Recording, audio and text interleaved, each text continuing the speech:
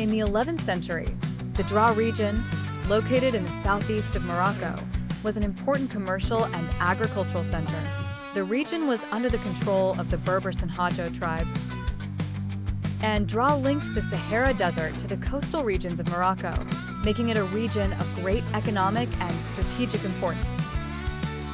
At the same time, the Almoravid state was in its early stages of establishment under the leadership of Abdullah ibn Yassin, the leader of the Almoravid Islamic reform movement.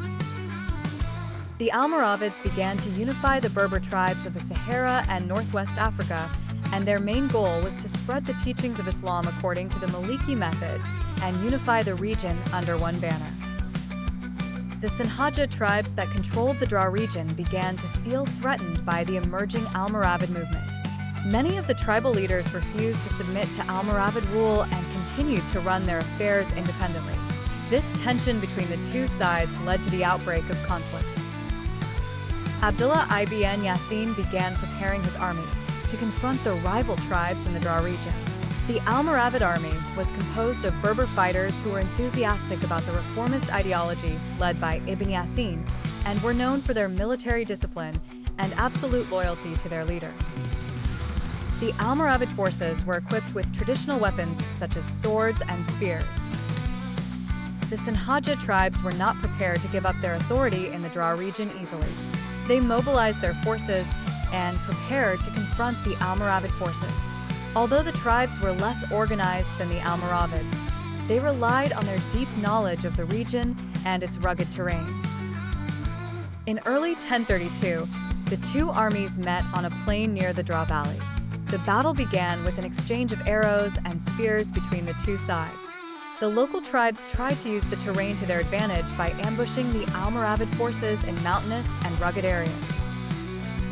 Despite the tribes' attempts to lure the Almoravids into difficult areas, the Almoravid army maintained its organized military formations.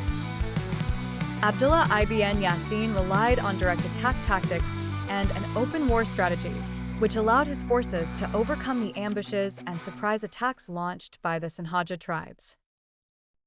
As the battle continued, the Sanhaja defenses began to collapse. The numerical and organizational superiority of the Almoravids made them superior to the local forces. Many Sanhaja fighters withdrew from the battle after losing hope of victory. After their victory on the battlefield, the Almoravids began to pursue the remnants of the Sanhaja forces that had fled to the nearby mountainous regions and oases. The defeated tribes had no choice but to flee or surrender. Some Sanhaja chiefs, realizing that resistance was futile, decided to surrender and recognize Almoravid rule.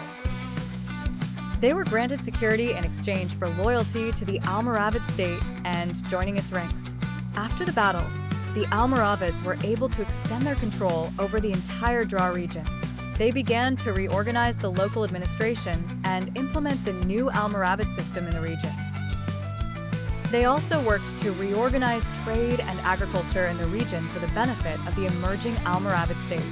The Almoravid victory at the Battle of Draa in 1032 had a major impact on the expansion of the Almoravid state in Morocco.